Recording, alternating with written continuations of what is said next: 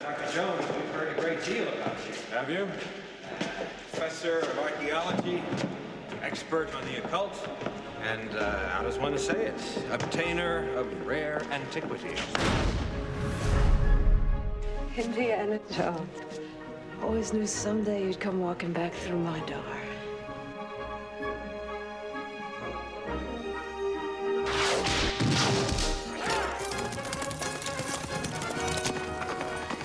When I was done with Indiana Jones and the Last Crusade, there was a reason that I invented the shot of Harrison riding a horse into the sunset, because I thought that brought the curtain down on the trilogy, and then we were all going to move on and mature into other aspects of filmmaking, and I never thought I would ever see Indiana Jones again, which, by the way, in a sweet, nostalgic way, was fine with me at the time.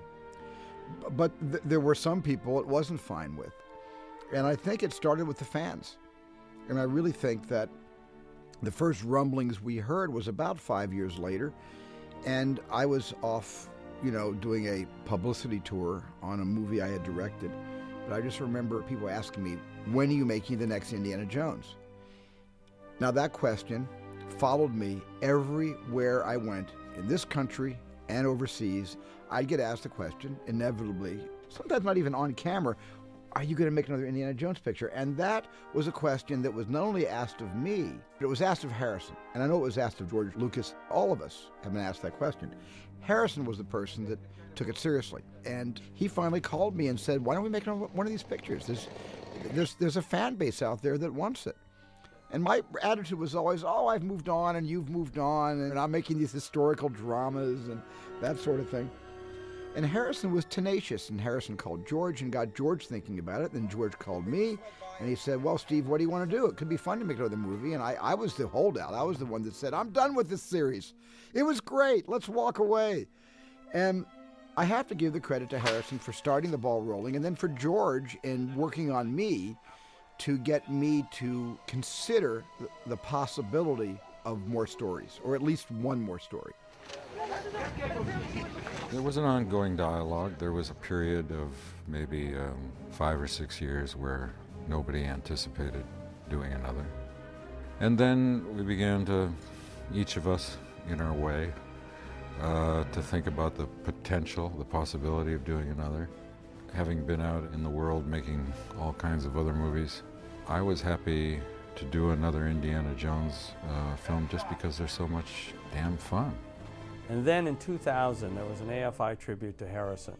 And we were all sitting there in our tuxedos, and we were watching on the screen, and we were seeing all these great clips, and people were telling wonderful stories. And we sat around afterwards and we said, that was really fun. Maybe we ought to do another one, and we really ought to focus on this. And that's how it happened. One of the things that I was worried about was when we made these movies, we captured lightning in a bottle. So one of the things that struck me, though, as a concern was, will the audience accept Harrison? Because when we first began talking about making another one of these pictures, Harrison was in his mid-50s. And now he's in his mid-60s as Indiana Jones and the Kingdom of the Crystal Skull is about to open. And that was a concern for me. It was a concern when he was 55. Is he too old to play Indiana Jones? And he wasn't at 55. And by the way, he sure ain't at 65. And I'm sure he's got another 10 years left in him if he wants to do something like this again. Because Harrison was the secret weapon. And it made me realize that Harrison was the center of this piece from the very beginning.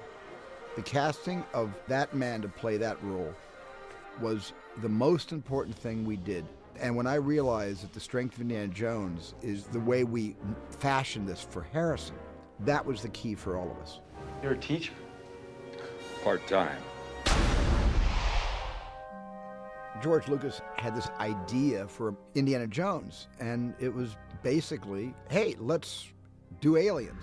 And I said, George, I don't want to do aliens. I've done 2 alien movies. At the time, I had done E.T. and Close Encounters of the Third Kind, not in that order, but I had done both of those pictures. And I didn't want to do any more aliens. That was it. But George insisted, and he didn't. He said, this will be like a B movie. It'll be like those 1950s B movies, Earth versus Flying Saucers, and all those exploitation movies that were really about government paranoia, Cold War fears and things like that, and Hollywood turned them into invaders from Mars.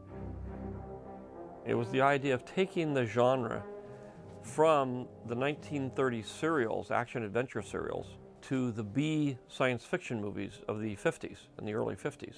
And I said, if we move the whole thing into the 50s, which would be age-appropriate for Harrison, that would be the cinematic equivalent. And I wanted to rest it on a cinematic antecedent like we did with the other one. And I resisted, but I also never thought I'd be making Indiana Jones 4. So I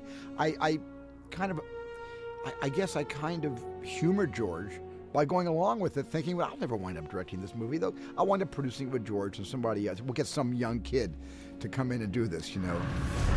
And then when we actually began to get close to a story involving extraterrestrials, Independence Day came out, which was a smash. And I said to George, I called George up after I saw the movie. I said, hey, this movie's really a lot of fun. It's brilliantly directed by Roland Emmerich. It's just got everything you want in a movie. It's got humor and it's got drama. It's got things you've never seen before. It's got a mothership bigger than my mothership in Close Encounters hovering over a city in broad daylight. I said, come on, we can't do aliens, especially since Roland has done his alien picture. I then sort of thought, well, maybe I could do a kind of, you know, there's a whole genre of ancient civilizations developed by aliens. And I said, well, maybe I can move it into that, you know, without flying saucers and see if that would work. So then George came to me one day, I'll never forget this conversation, said, you know, you might be right about this alien thing. Maybe we shouldn't do aliens. There's too much of that stuff around. I said, George, I love you. That's the best news you've ever given me. He said, yeah, they're not aliens. They're kind of extra-dimensional. I said, what? He said, ever hear of string theory about different dimensions? I said, yeah. He said, okay, these are interdimensional beings. They're not extraterrestrials, they're interdimensional. So I said, fine. And what are they going to look like? George said, look like aliens, but we'll call them interdimensionals. But at that point, I thought that was kind of interesting. It kind of deepened the subject matter a little bit. So once I started that, then we started getting on the right track and getting the script in shape, and then it finally became what it is. But it's been a kind of long road to get everybody to agree, and we're not going to do the movie unless all three of us agree on it. So then I had this idea to bring in Jeff Nathanson, who had done 2 scripts for me, and he put some really good ideas together and gave us some guidance, some direction, especially on the story. He really brought some original elements to the story, and of course he has a storyboard credit that he shares with George, which I'm very happy about.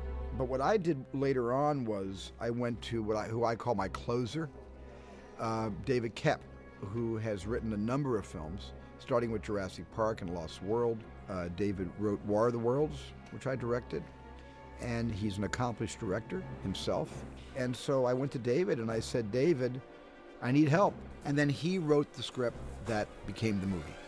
You kind of have to approach this movie as if the others never happened, but in the back of your mind realize that the rules were laid out previously and you still have to stick by them.